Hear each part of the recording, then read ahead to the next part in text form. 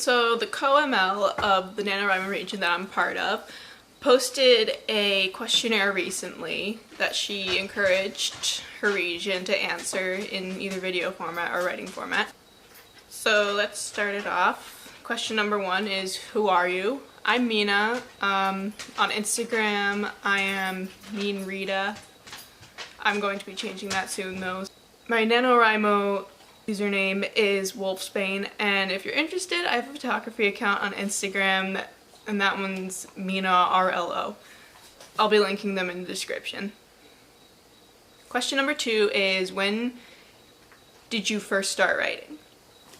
I've been storytelling since I could talk, basically, and the earliest story that I can think of is one that I wrote when I was like 4 or 5, and it was about my cousin and I beating up a tiger. And before you come for 4 or 5-year-old me in the comments for animal abuse, it was a mean tiger. I mean, we were just walking around in the jungle, which is its natural habitat, and it had the audacity to just be there. So yeah. And then after that, like around 2008 or so, is when I started to get like serious about writing. As serious as an elementary school kid can get about writing. I was obsessed with Nancy Drew and mystery novels, so that's mostly what I wrote in the beginning. Question number 3 is, when did you hear of NaNoWriMo and how long have you been participating? I have been participating since 2012. I heard about it from this website for knitters and crocheters. They had message boards for writers too, so like if you liked knitting and crocheting and you also wrote, there were message boards for that. So that's where I heard about NaNoWriMo, and I actually participated in Camp NaNoWriMo first before I ever participated in the November one. And after that, I kind of participated on and off. I would always get discouraged and be like, what do you mean I didn't win? I wrote 3 words. I would always get discouraged and just like give up, and I only really participated like 3 years or so, and then last year I decided to try it again. Have you finished writing any books? The only, I can't really consider it a book. The only project I've ever finished was back in 2009 when I finished a very short story. It's only like 40 pages or something, called Mystery in Hawaii. Actually, let me see if I can find it. Moments later. Okay, yeah, no, I can't find it. And I only have so much time to finish this video before my family comes home and makes a bunch of noise and ruins my video. Okay, so the next question, I believe, question number 5 is, have you ever self-published or traditionally published? No. I would like to traditionally publish the project I'm currently working on, which leads us to our next question. What are you working on right now? I am working on a cross-genre trilogy. I haven't finished book 1 yet, but we're getting there. I've got all of them plotted though, so hopefully I can make some progress this NaNoWriMo. Book 1 is kind of like a high-ish fantasy. Book 2 is kind of like a sci-fi western type thing. Book 3 is, I want to say, paranormal fiction, maybe? I don't know. I don't know what it's considered. Another project that I'm also working on, whenever I get bored with the first project, we'll call that Project Shepherdess. My second project I call Project Podcast because it's going to be a podcast and novel that kind of go hand in hand.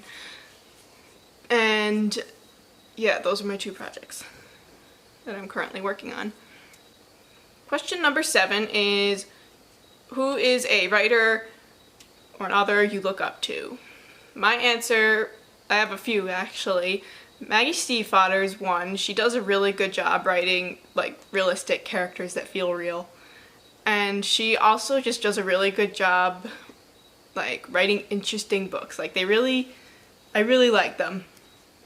Except for Shiver. I could never get into Shiver, but Lament and The Raven Cycle are both awesome series. Another author I like even though I've only read 2 of her books, both of which belong to the same series, is Laini Taylor.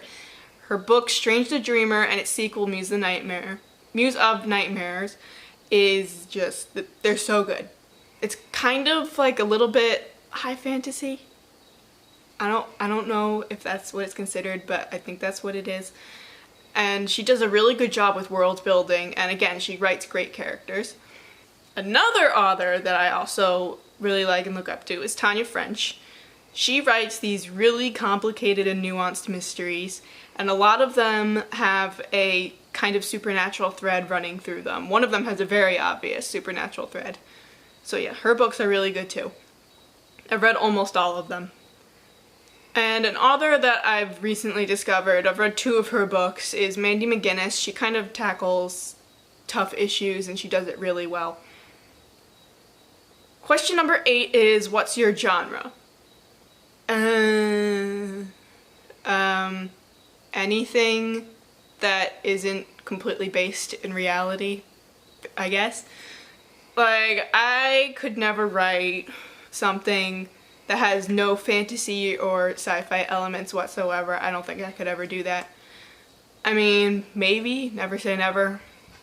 Maybe I'll try it one day, but basically anything with a little bit of fantasy or paranormal or sci-fi, anything with that, that's my genre. What's your favorite guilty pleasure trope is the 9th and final question. And I did a lot of thinking about this, and I don't really have a favorite trope, or at least that's what I thought until I saw this tweet on Twitter. I will put it here somewhere for you to read. But yeah, I guess that would be my favorite trope, I guess.